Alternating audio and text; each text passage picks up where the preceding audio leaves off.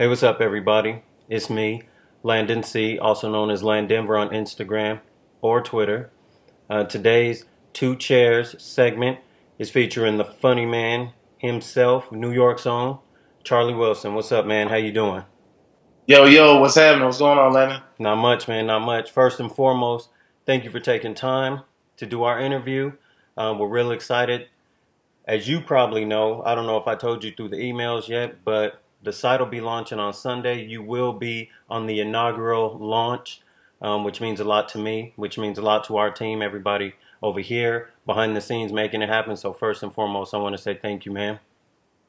Nice, nice. Thanks for having me, man. I appreciate it. You got me feeling all special and everything. You say inaugural. That's something you hear a lot. Inaugural. I was like, all right, I'm with it. Cool. So all right, man, let's get into it.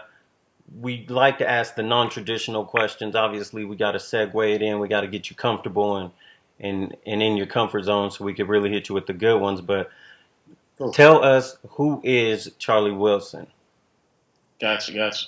Charlie Wilson. He is, I guess, in a nutshell. I mean, a country boy with big dreams. I mean, to put it in a nutshell, I'm, from Shreveport, Louisiana, born and raised. I grew up in a predominantly white neighborhood, and I saw things on TV. I aspired, for greatness, and you know, I'm enjoying the process. I haven't lost track of that vision ever since I was a kid. So, we've been, from Louisiana. I took it to Dallas, Texas, and started doing some acting, and that opened the door to comedy when I moved to New York. So, All right, all right. So when was the first time you were actually on stage? I guess it goes back to probably high school. I was in some school plays at school. I was deeply involved in the church, so I also did some youth speaking. It's funny. I was probably 15 years old. I'll never forget. There's probably a couple hundred people in the stands, and I'm at church giving this speech. And I had the whole church just laughing and Charlie, you're crazy, it's hilarious. But I still was on track and saying what I had to say. Um, and also some high school plays. I was deeply involved in drama at high school, and after school, when I moved to Texas, they had a lot of stage plays. After the whole Tyler Perry phase Mm-hmm. kind of swept the country, a lot of people were doing stage plays. So I was able to team up with Tyrese Gibson. His mom actually wrote a book based on her life and how she battled with alcoholism, and we were putting together a production on that. So that was another opportunity for me to get back on the stage, and I met a good friend, Florida P. He's also a comedian, but he's the guy who said, Charlie, why don't you give comedy a shot? So, without getting back on stage and doing that acting, I may not even be doing comedy now. Yeah, all right. And what were you doing before you hit this stage? Before you became a comedian, what were you doing? Oh man, I mean, most of my professional experience has been in sales. I knew at a young age that I had this personality. I could make people laugh, make people smile. So, what better way than to revert that into sales? So that's what pushed me into sales, and I got in the automotive industry. I had no plans of being a car salesman. Nobody want to be a car salesman, but I was 18. I needed some money, and a friend of mine said, "Man, why don't you go, try and look at sell cars?" I was like, "All right." I'm supposed to be going back to LSU after this because I was going into my second year at LSU, and I went and applied, and I sold a couple of cars my first week, and I was like, $800 for this. I was like, cool. So I just kept on rolling. And then that's where most of I've been doing before I really took comedy this serious. Okay. Yeah, I like that. Um, so you wake up, you get ready for the day. Take us through a day in the life of Charlie Wilson. Whew, man, Charlie Wilson, and it comes with more than just the comedian. I'm a father, I'm a husband, and I bust my behind working, and it's awesome because this year it has really been time where I can invest more in the things that are important to me, like comedy, entertainment, and hosting, etc. Um, but first of all, I wake up about 4 or 5 o'clock in the morning. My daughter, she's 14 months now. Okay. So I wake up, grab the iPad. I'm trying to find a Barney or something on Mm-hmm. Netflix so she can be entertained. And, she'll sleep for maybe another hour if I'm lucky. Get back up, make some breakfast, get the wife ready. We have this crazy schedule. My wife works in Midtown Manhattan. So I get up, we get our daughter dressed. We hop in the car. We live in Jersey now, about 15 minutes north of Manhattan. So we drop our babysitter off near Hoboken, drop our baby off. I got to drop my wife off in Midtown Manhattan. She goes to work in the fashion district near Fifth Avenue. And I drive all the way to Queens to the office, which I work at Cadillac by day. And work there all day, get off, repeat the process. Pick up my wife, pick up my daughter, then we get home. It's probably about 8:45, 9 p.m. at this time. On a lot of days, I have a comedy show, so by the time I get to the house, I gotta take right back off, take a train, sometimes 2 or 3 different trains, just to get to where I'm performing. So it's a busy lifestyle right now. Obviously, up until I'm able to do comedy 100% full time, and still be able to provide for the family. There you go. Um, so you said, your daughter's 14 months. We seen a lot of Yes. pictures of her online. She's a little cutie, man. She's Congratulations on spoiled. Why don't you babysit her then if she a cutie? it. Yo, she's 14 months. She's got me tied around her finger, and she knows it. And Yeah, they she do. knows it. Oh man, seriously, she's cute, man. But that's what really keeps me going. I wanna show her just the power of determination and Mm. focus when you set yourself out to do something. So I wanna I'm gonna stop at nothing to be where I want and to have the things that I desire. So I wanna try to be a positive example for her too. Yeah, definitely, man. We gotta teach the young ones hard work early because it's too much sitting around waiting for it to be given to you and not enough going out and getting it, man. And that's why we respect you and wanted to get you on the site. Exactly. So going back to Instagram, we Hmm. see that you've been doing a lot of traveling lately. The Yeah. last, 3, 6 months. Where have you Yeah. been? Where's your gift taking you? Sure. I mean, I guess the most important or the most fun show has been going back to my hometown in Shreveport. Mm. I was just there. Shout out to Louisiana. You know how we do. You know how we do. It was going back to my hometown and being around a lot of friends and some family that have supported me since day one. Mhm. So for them to see me back in my element, doing what they know I should have been doing, Yeah. it just felt good. So they were very receptive of me and supporting me and coming out. And I actually was on the radio station, 103.7 FM. Shout out to y'all. They had me on, so it was fun. Um, but from Louisiana, I also performed in um, where did I just come back from? I did some work in New Jersey. I'll actually be in Dallas, Texas on the 27th of this month at the Arlington Improv. Um, and Queens, New York, all over the New York City area. And I'm also working on some things on the West Coast. I got to get out your way, man. Come Bring my on out, shades out. man. I'm tired of the snow. Come on out. So Um, hopefully I'll put something together in LA. But I got a couple of connections in Vegas too. So either way, we'll end up linking up and figure something out. yes, sir. Um, so I had the privilege of hanging out, spent a couple hours with another New York born and raised comedian by the name of Tracy Morgan. And he had a Oh, very, very interesting perspective on some of the newer comedians and how the internet is able to help with your marketing and getting your name out and your buzz versus when they were doing it. Um, Several decades ago, it wasn't YouTube and it wasn't Twitter and Instagram and Facebook. They were out there doing shows. They were on VHS cassettes, selling exactly. shows. As an up and coming comedian, who are some of the older and the newer guys that you personally are a fan of? Sure. I mean, obviously Tracy Morgan. I mean, he's his versatility is great. So shout out to him, and it's funny that you mentioned him. Um, but I mean, to go back, I'm a big fan of Eddie Murphy, Hmm. Martin Lawrence. Those are probably some of my two favorite cats, just because again they're very versatile, and they were able to wear a lot of different hats, you Mm-hmm. know, in terms of becoming different characters and doing stand up, but also doing family movies. And that's something that caught my attention because that's a lot of things that I would like to do in the future as well. You know, yeah, I like to keep an open mind. And, you know, when you're talented, you know, you got to put all of your talents to use. You can't just, you know, be focused on one thing. So definitely those two guys. In terms of now, I'd be a fool not to say Kevin Hart. Yeah. This guy's all over the place.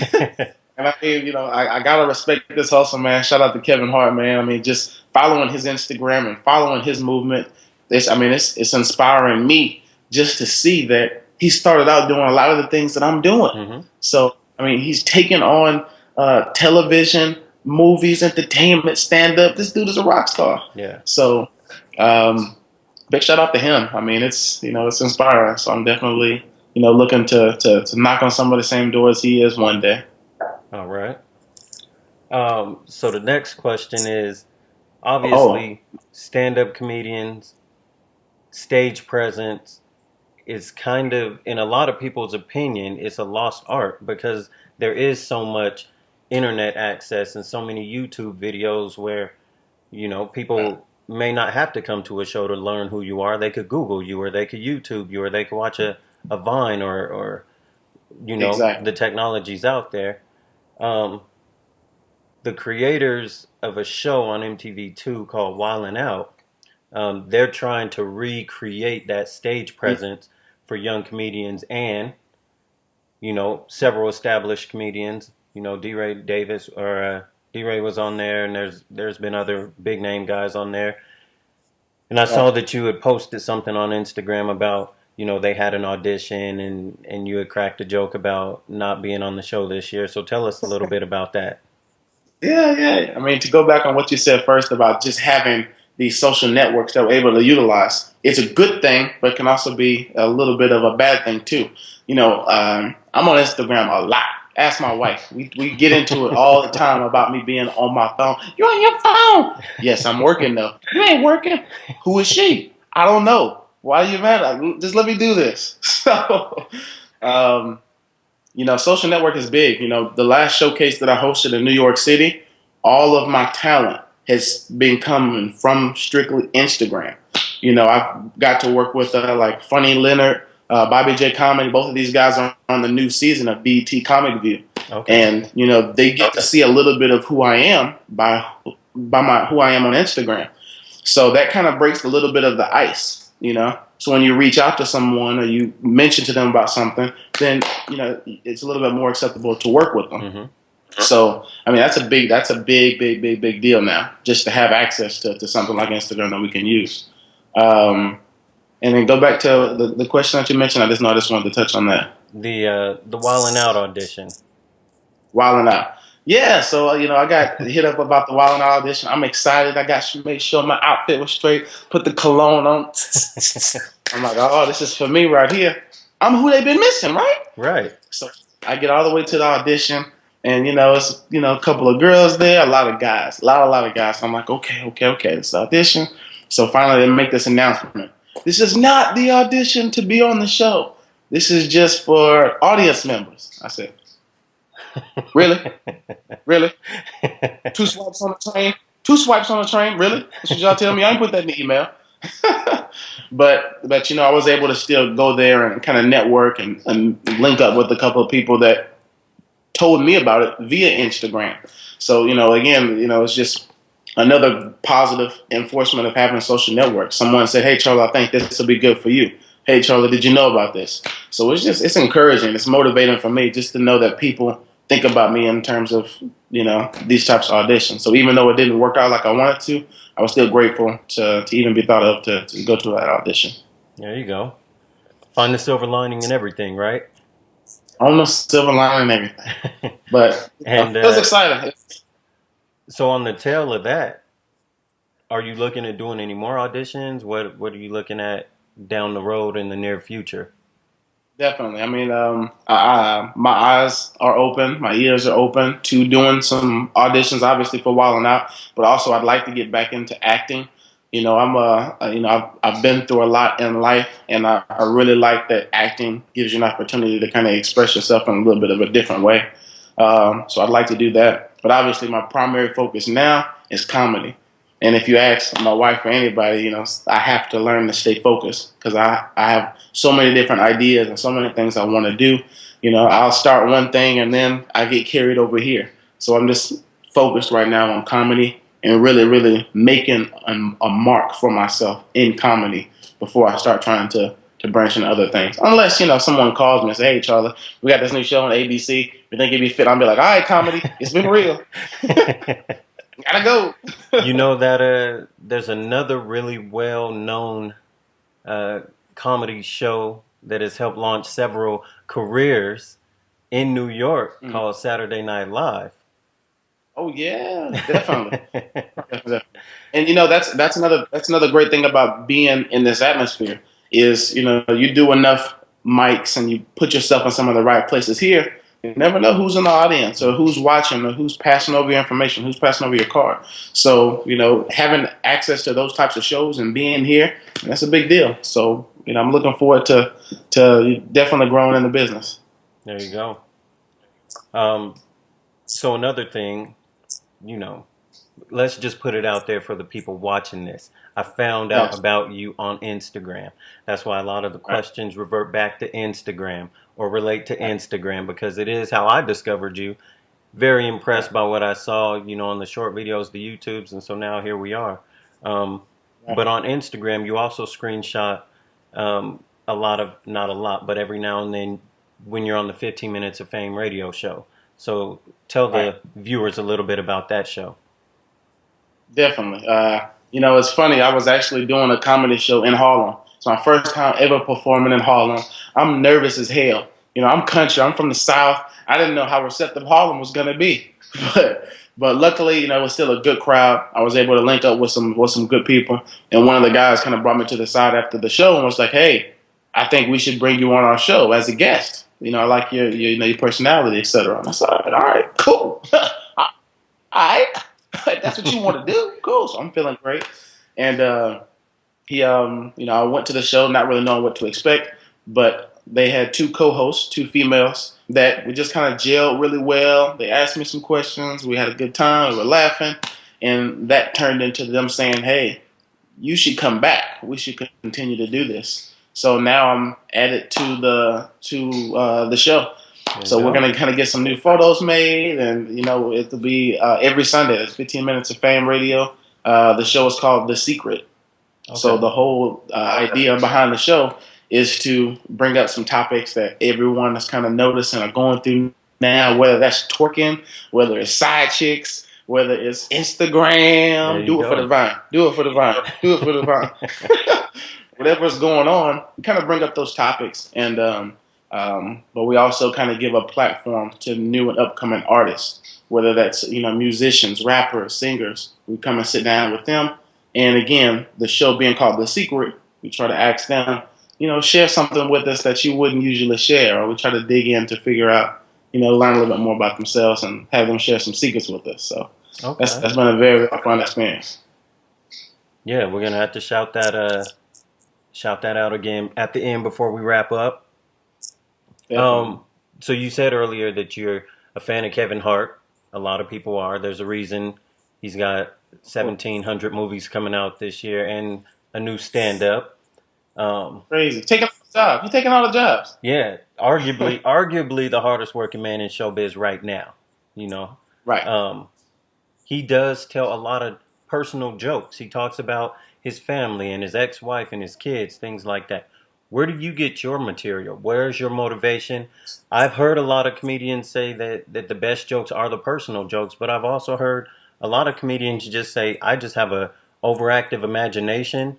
And I Right. think Kathy Griffin once said that a lot of her jokes aren't real life, but they are funny.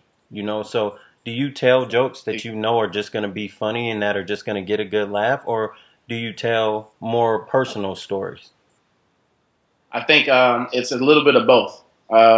It's about life experiences, but mine are a combination of life experiences, but to the 10th power. Hmm. So it'll be a combination of that, and then it'll be a lot of exaggerated truths, a lot of exaggerated stories. So I put a twist on it. Like I joke about side chicks. I don't have no side chick. My girl got me on lock. She's standing right there. She's standing right there right now. That's just how our relationship is. She keep an eye on me. So I have to remain relevant as to what's going on. So I mean, side chicks are some things that are talked about, something that people can relate to, unfortunately, but it's something that people can relate to. True. So I discuss those things, and she understands. Huh? No, you don't understand? No? Okay. Most of the time. But yeah, so I'd say most of it's through life experiences, but also with a little bit of twist to kind of keep everyone engaged. And I'll do some storytelling. So most of them are true, but still a little bit exaggerated. Okay. So earlier you also spoke about your dedication, your focus, staying staying on the path to getting to the end goal. I mean, if there is an end goal, who knows? You get to a point you want to, take another step. What do Right. you have to do? What does your blueprint look like? What does your timeline look like? What is the blueprint to your success as a comedian? Sure.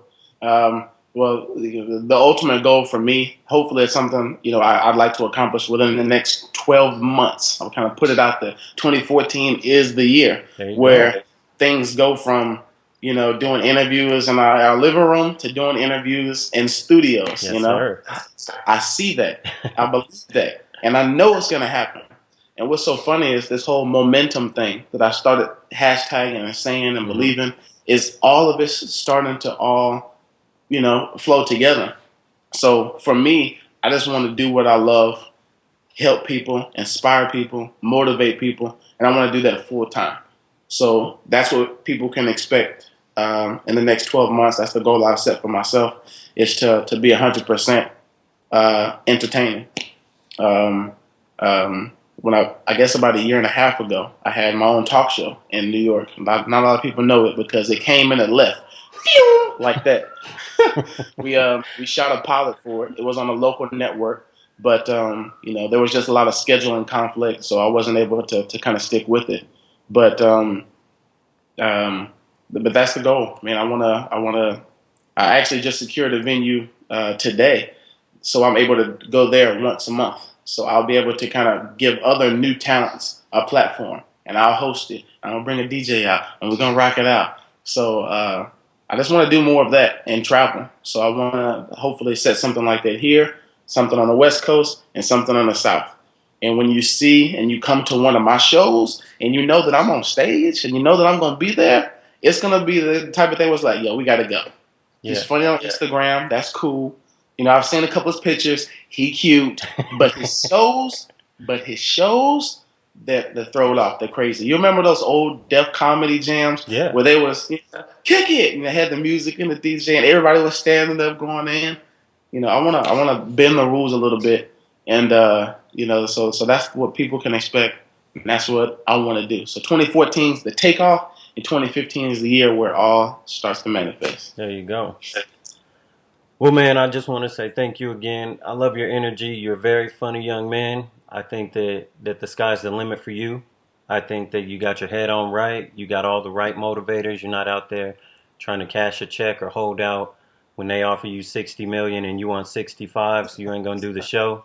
Um, Uh, I uh, definitely, we always support the fathers and the husbands, and we can relate to that. So that hits a little bit closer to home, obviously.